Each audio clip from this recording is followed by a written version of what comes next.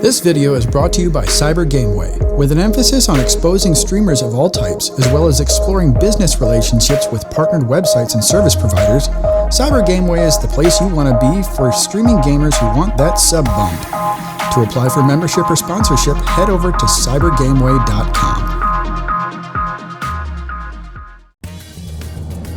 It is a gorgeous day in Wisconsin. It is currently 48 degrees out. It's awesome. It's clear and it's warm. We have to go to Menards because when you, well, I mean, no, because it's warmer, but when you do lots of painting, and right now we're working on Project Tango, which is the smaller computer case, the iBuyPower/NZXT case.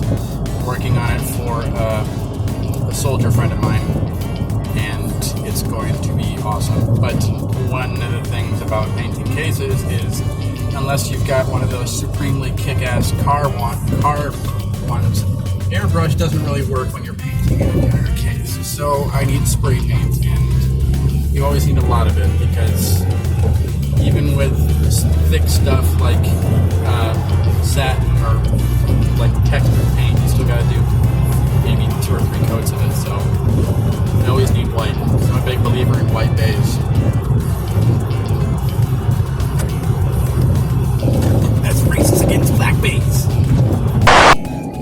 Now, one of the ideas I had for this thing is, while I am painting the inside of the chassis white, I am going to like sort of break it up a little bit and do a nice shiny lacquer, but I'm also going to be doing textured on top of that, like in different, kind of like you would see with, you know, forest camouflage paint, but I'm going to be doing with it white on white. I'm a big believer in that kind of thing because it adds depth.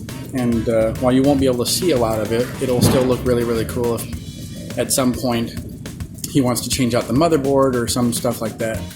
And I also decided that I'm going to make a power supply shroud, which will also, you'll be able to see more of that too. So I need lots of clear lacquer, I need textured white, and I need... Did I say I needed black too? I think I did. No, I said clear, textured, and white lacquer. So that's what we're getting. And we have found it. If you are like me and you're painting on something such as a hot tub because it's in the only place where the sun is direct sunlight, you want to get some of these $5 cargo blankets at Menards. Menards, by the way, is still open. Hashtag not an ad. I'm really impressed with this right here. I cut this. This is the back side of the case. And I'm very impressed with this because I don't have a mill or anything like this. I only have grinders. I only have an angle grinder and a Dremel. That's pretty good right there. It's not too sharp or anything. And looks pretty good. And then I just cleaned all the metal dust off and some hair. Good to go. Here we go.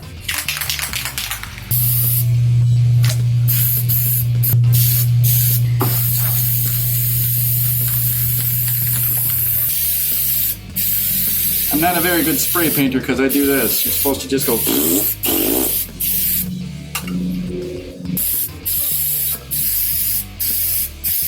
So as I said before, in military vehicles, I don't know why they've done this because it's very easy to get it dirty, but inside military vehicles like tanks and stuff, it's all white.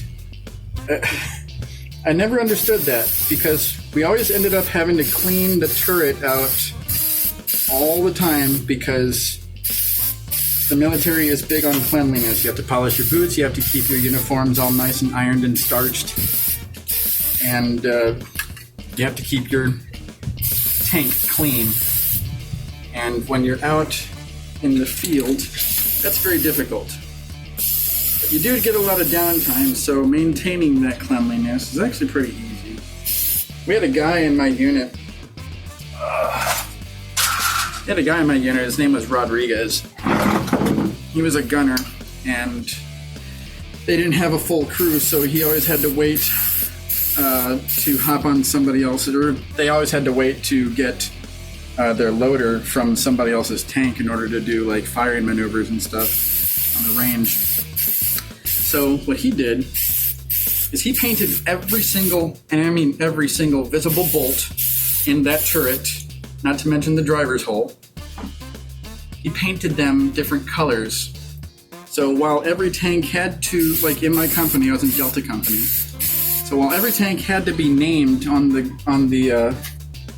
bore evacuator, it's this big, like it looks like a muffler on a gun.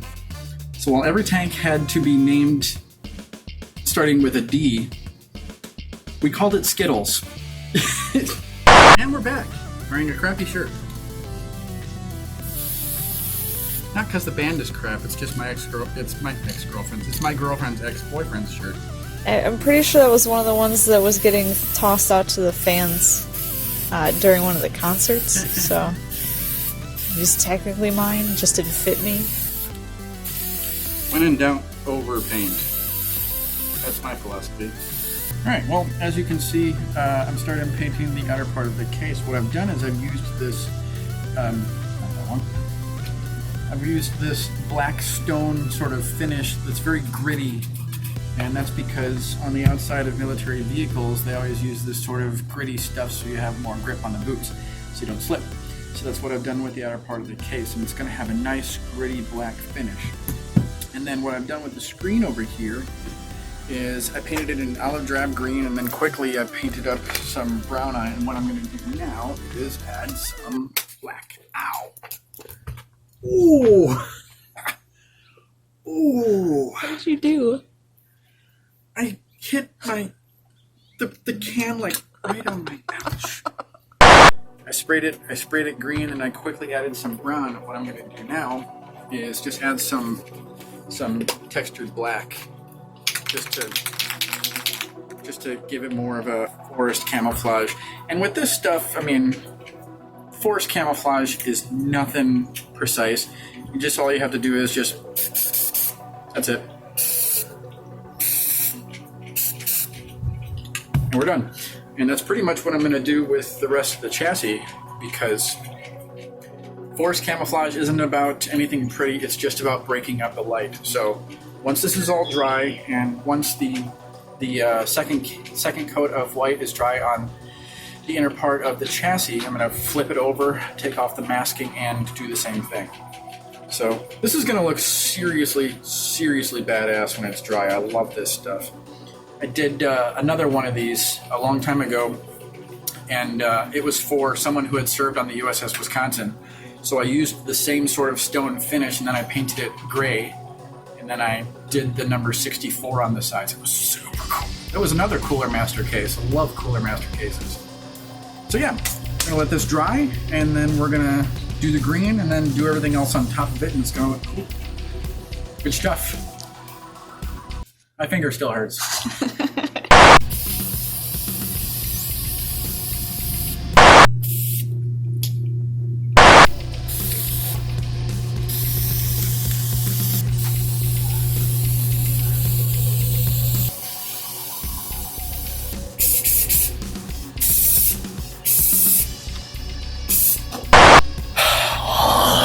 That looks so fucking good.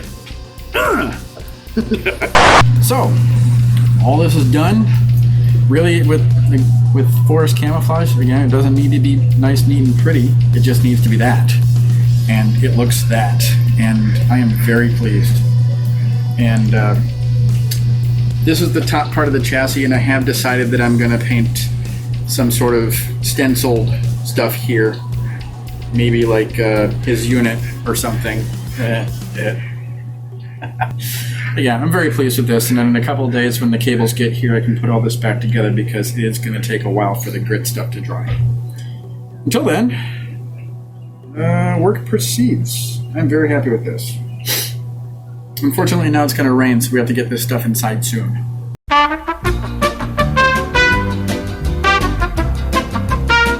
We are putting this back together. Now, in the interim, I did something really cool. I hit all the panels on the computer with like actually I went to town on this thing with a drill bit. So what it did was it really gave it sort of a worn look, and you can see the metal through it. So that is nifty. I did it on all the pieces and it just looks spectacular. Really impressed with how it came out. So now that all that's done, this thing is going to go back together, and all the parts are here. So it's time to get with the montage. Gonna need a montage!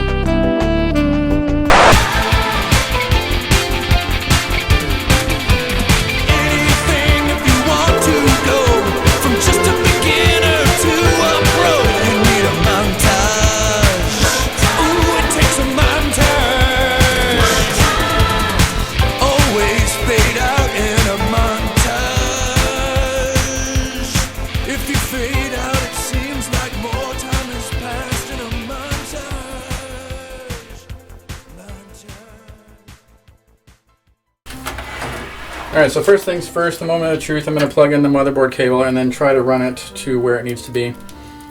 Oh boy.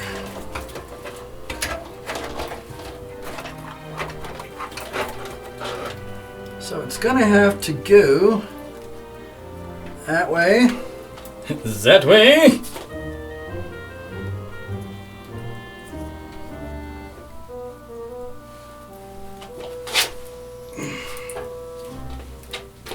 Alright, in we go.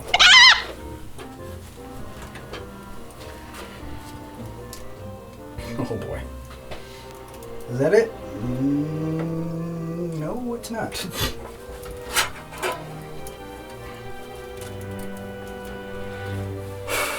Okay. I